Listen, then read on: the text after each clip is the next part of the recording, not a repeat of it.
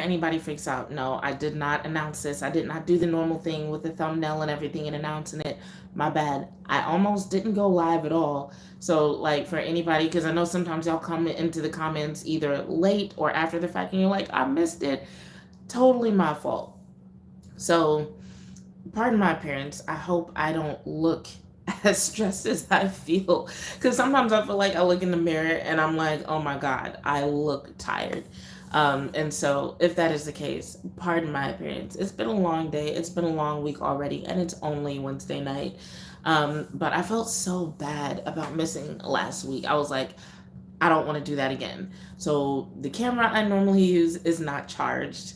I'm tired, no time for makeup or a cute outfit. So I was just like, let me pop on and at least say a couple things like congratulations to Cooper Flag for being drafted, something that we saw coming. Um, Really, that's the only like timely announcement. Like, it's also that time of year where I'm pretty sure I could have gotten away with not going live. But for the sake of consistency, because that is the theme of the summer for Bitches Love Sports, I wanted to pop on, and at least say a few words to you guys. So, one, thank you to everyone who showed up to my live debut episode on NTX Radio yesterday. It was such a fun experience to have so many of you guys in the chat talking, interacting, asking me questions that I was not prepared to answer. It was a good time though, and I hope y'all will be there every Tuesday, as I will be there every Tuesday. So I already said this over on the TikTok side, but I wanted to make sure and say it on the YouTube side, that I really appreciate y'all showing up and showing y'all support. Um, and then two, this is gonna be a short live because I'm not really expecting anybody to see it or show up. So yeah, thanks to whoever does show up. And if you do show up after the fact, like always, feel free to put your questions and comments in the comment section, and I'll see them and get them to them later. But yeah, I wanted to say congratulations to Cooper Flag, but honestly, real shit, when it comes to that whole storyline, I haven't said a lot about it. If you subscribe to me on YouTube, if you follow me on Twitter, you know I haven't really talked a lot about Cooper Flag. And there's a reason for that, a few reasons for that. So, one, I'm not a big predictions person. Anybody who's watched me for a while, you know that. I'm not like, let me predict the game. And I'm definitely not like, let me predict the performance of this player who's joining a team in a new city and we don't know how they're going to fit in or how they're going to be used by the coach. That's just not my style. We know he's good. We've seen the headlines. We've seen him be talked about on the major platforms. So we know all of that. And so it's just like, yeah, he got picked up as predicted. Congratulations to him. But when it comes to the NBA, there is so much influx in the NBA in general that I feel like when it comes to storylines, those storylines are going to change. No matter what you predict for Cooper Flag, for the Mavs, anything, everything is in flux right now. And so when you break it down, the number of things that are going on in the NBA, what I'm seeing is a league that could go one of two ways. These could be things that are in flux and that are changing that either make the NBA just so much more interesting that people are like, oh my God, this is almost as good as NFL shit that's happening, right? Or it's just going to be too much to keep up with and people are going to be like, you know what, fuck this. Just, I'll see y'all at the playoffs. And so far, that last one has kind of been the trend. But let me break down what's going on in the NBA world right now. So one, you've got just the instance of like, there's no dynasty really being built right now. People keep trying to predict it. They keep trying to use the word dynasty. They keep trying to predict it, but it's really not happening right now. There was a graphic that came up that I might have to find some time to share on Twitter or something. By the way, I'm using my real phone for this because like I said, my normal camera is not working. So that's why you're not seeing like some of the stuff that you normally see on screen. So what I'm about to tell you, just trust me, and maybe I'll show y'all next time. But there was a graphic that showed how in each decade, pretty much, there was a team that kind of dominated the decade in terms of championships and postseason success, right? But now we're in the 2020s and every champion has been different. And so this urge for the talking heads to pick to pick a dynasty or to predict who's going to be the next dynasty, that's basically a habit. That's what they're used to talking about. That's how they kind of know to build a storyline, but it's not the pattern that the NBA is following. once again, I'm not saying that this is a good or bad thing, but it's one of those things that is changing about the NBA, um, that is going to make a difference in the future. Something else that is changing is the way teams are structured and how they build a successful team. For the longest time, it was like, okay, you find your star, you build around them. Maybe you have a big three, you pay them really well, you keep them around. Well, now the NBA has implemented this structure where these, what they're calling aprons. And aprons are basically, you can almost think of them as like a mutated luxury tax, where before it was like, okay, if you go above the salary cap, you have a luxury tax. If you can pay that, you can keep your players. It is what it is. But now the penalty, the financial penalty for going above the luxury tax is so exponentially greater than what the regular luxury tax was with these first aprons and second aprons. And a lot of these teams are finding themselves easily getting into the second apron. And by easily, I mean they're doing the same shit that they did just a few years ago, and now the financial penalties are so much heavier. So they're having to restructure. So what we're seeing in the NBA right now is basically a structure that says, okay, instead of having a star, instead of having a big three to make your team successful, now you need to have talent at every position. You need to have a deeper bench to be successful in the NBA. And so that's going to change how they pay players. That's going to change who they value as stars. That's going to change how players are used. Because if you're recruiting that way, if you are building a roster that way, then when it comes to playing a season that's 80 plus games, when it comes to determining who's going to be healthy, who's going to be ready for the next game, even down to the coaching level, everybody's going to have to make decisions differently in order for this to work with the way the NBA is being structured and how they are managing the salary cap. So that's going to be really interesting. And then on top of that, what they haven't even really talked about publicly a lot yet is that the NBA is considering expansion. And not just expansion, they're also considering expansion into Europe.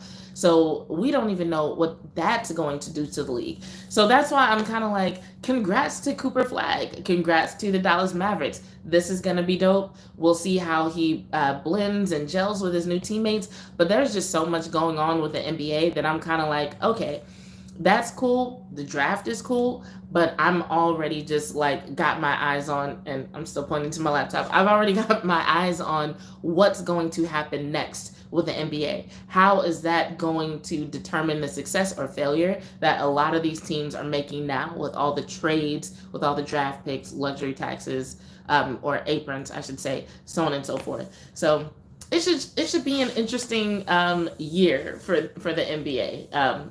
So that'll be cool. Now, moving on from that to the other basketball team in Dallas, the Dallas Wings, the WNBA. So they beat the Atlanta Dream last night. And they've got a game coming up this Friday against the Indiana Fever. So one of the things that we really want to watch for right now with the Wings is, can they keep it going? Because it seems like they still don't have a winning record. For anyone who's not keeping up, that was their fourth win of the season. So they've still got a losing record. They're still ranked in the bottom of the league, right? But for those who have been following along, if you've been following along in your textbooks, you know the Wings have had a rough season, but they've started to look better as of late, right?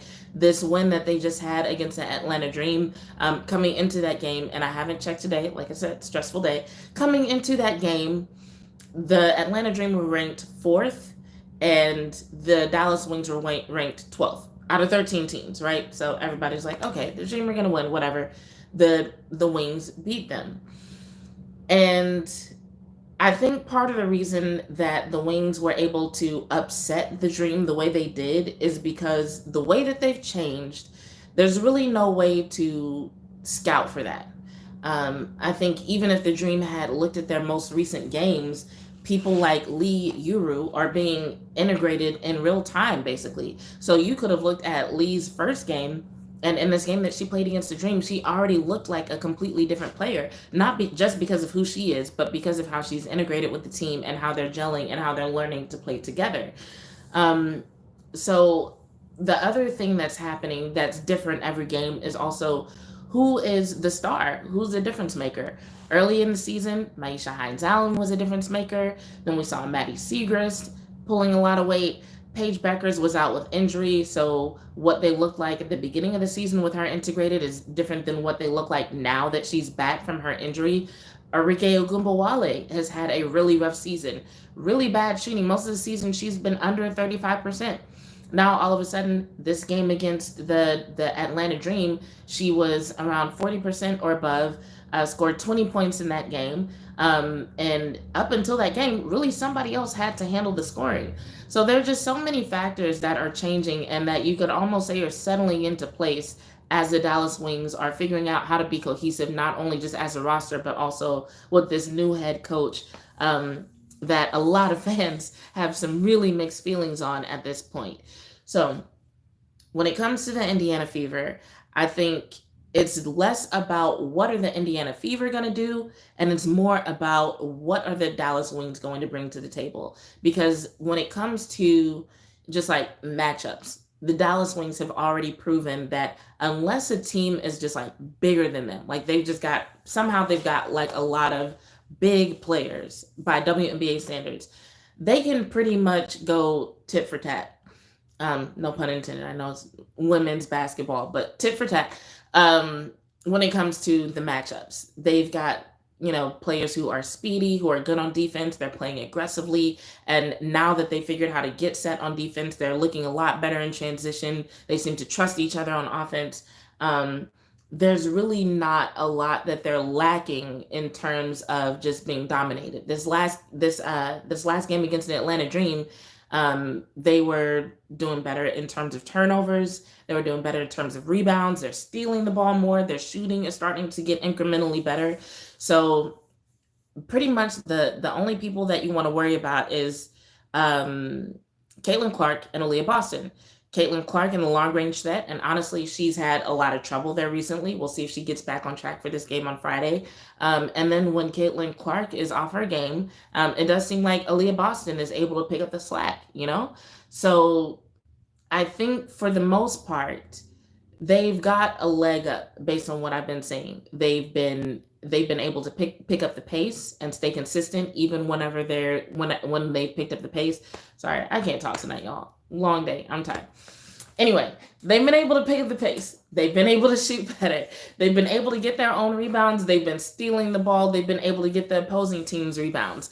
The Atlanta Dream, going into that game, they were shooting at above 40%. And then against the Wings were able to hold them to under 25% shooting. That is a big deal, especially considering how the Wings have been playing defense up until this point. So I think just as recently as a few days ago, a lot of people were predicting like, oh yeah, the Indiana Fever, they're going to wipe the floor with the Wings. And now I think the way the Wings have been playing, people are kind of looking at this and going like, I don't know. They might be able to give them a run for their money, especially with it being that they're not going to have DeWanna Bonner in the lineup anymore. And now, say what you will about DeWanna Bonner. I know people are like, well, she wasn't really scoring that much and she was coming off the bench. But when you lose that type of veteran presence, it makes a difference on the team. Not to mention the fact that I suspect there's some mess, there's some drama behind her leaving the team. Because here's the thing, and I'm going to make this short. I don't need to get on the soapbox. I don't need to preach about this. But with DeWanna Bonner leaving the Fever, it's being portrayed in the media as though there was an issue that she had with coming off the bench and like kind of making it an ego thing, which has never really been her calling card. So it's kind of weird. And so the thing that makes it even weirder for me is like the people who are portraying it as an issue with her coming off the bench, they're acting like there wasn't just an issue like recently. I think as recently as like September with Aaliyah Boston having to shut down her social media because of a lot of the hatred she was getting from Indiana Fever fans, to the point where she had to shut down her social media. So basically, the team wasn't performing as well as they predicted. And there were, I shouldn't even call them Indiana Fever fans, there were Caitlin Clark fans who were attacking one of Caitlin Clark's teammates, a member of the Indiana Fever. They were attacking Aaliyah Boston to the point where she was like, I need to get off social media. And a lot of the things that they were saying were racist in nature, were there was a tone of misogynoir. So for those who are not familiar with the term misogynoir, that is misogyny that is where the misogyny is portrayed in a way to where it's specific to Black women. So, for example, when people were saying that Serena Williams looks like a man because of her muscular build, she's very thick, or they like compared her to like pictures of like wild animals and things. That was misogynoir because it was like misogyny, but it was also directed at her Blackness, right? And so there was some of that directed at Aaliyah Boston. And there was this whole thing where Kathy Engelbert didn't really say anything until after the Indiana Fever were eliminated from the playoffs, and people that thought that was kind of weird. And even when she did say something, she's the commissioner of the WNBA, by the way. Even when she did say something, it seemed kind of timid in nature. It was definitely giving, I don't want to alienate all of these new fans that the WNBA has now that Caitlin Clark is here, even if they are fans and they are also hateful and racist, right? She was like, basically, I'd rather keep the racist fans and their money than stand up for the players and keep them safe and protected, and take a stand against this type of language, you know. And so people asked Aaliyah Boston what she thought about it. She said that she was disappointed. And then Kathy came back later and was like, oh, I'm sorry I didn't make it clear racism is not acceptable. But even with her coming back and saying it late, it almost felt like, okay, I can say that racism isn't cool now that it's safe. Like, I kind of checked with some people, you know. So it was definitely giving, I don't want to take a stand against racism, but I will if I have to. But I'm really just focused on these new fans and the money and the eyes it's bringing in, right? So I'm like, that just happened. That just happened. Now, fast forward, we've got another situation where, you know, the Indiana Fever, they've had some good games, they've had some not so good games. And Caitlin Clark was injured, so on and so forth. And let's say none of that is the case. Let's say it's simply that DeWanna Bonner is having a rough season. And so maybe she was benched for that. So one, there was never any indication from her or any of her teammates if that was an issue. Two, how does that coincide with her setting her Twitter to private just a week ago? You know what I'm saying? Like, nobody finds that a little bit suspicious that all of a sudden she is not playing in any games, even though she's healthy, she's not playing any games for personal reasons. That's how they're listening it. They're saying she's not playing for personal reasons. And also has made it known that she does not want to come back to the Indiana Fever. Both of those things are happening. And she set her Twitter to private. And we just had a situation a few months ago where Caitlin Clark fans were causing problems for one of Caitlin Clark's Black teammates, and the public could see it. They were saying racist things online. But all of a sudden, we don't want to say, like, you know what? The Caitlin Clark fans are probably on their bullshit again. Like, instead, people are writing about, like, oh, she didn't think there was a good fit and she was coming off the bench and da-da-da. It's all bullshit. It's all bullshit. And it's really disappointing that so many people are so quick to run with a narrative that there's no support for whatsoever, as opposed to taking a stand and caring for these players, protecting these players, and saying, hey, even if somebody on your team is having a rough season, even if they suck, however you want to say it, that's not a reason to say these things. Like, nobody will just stand up and say that. So anyway, like I said, tonight is short. I'm tired. And I'm sorry if I look worn the fuck out. But good things are coming. I promise. They're like, I mean, one, I owe y'all a couple of interviews at this point. I promised y'all the interview with Oso Odighizuwa that I have not finished editing. There's also another interview with Terrence Parsons that I should have put out weeks ago, if I'm being honest. It's been an interesting spring and summer, but it is all leading up to very good things that I'm glad that y'all are supporting me through. So once things start to fall into place, like, I'm so excited for y'all to see how all of this works out. But for now, just know that I'm tired for a reason. I'm working for a reason, but I'm also still trying to show up for a reason. And I appreciate everybody who's supporting me through every phase of this journey. And I can't wait for y'all to see what's next. So on that note, I'm gonna go ahead and sign off. This has been another episode of Bitches Love Sports, one in which I'm proud of myself for maintaining consistency. But I'm your host, Jazz Monet, and I'm out. How do you even turn it off from this screen?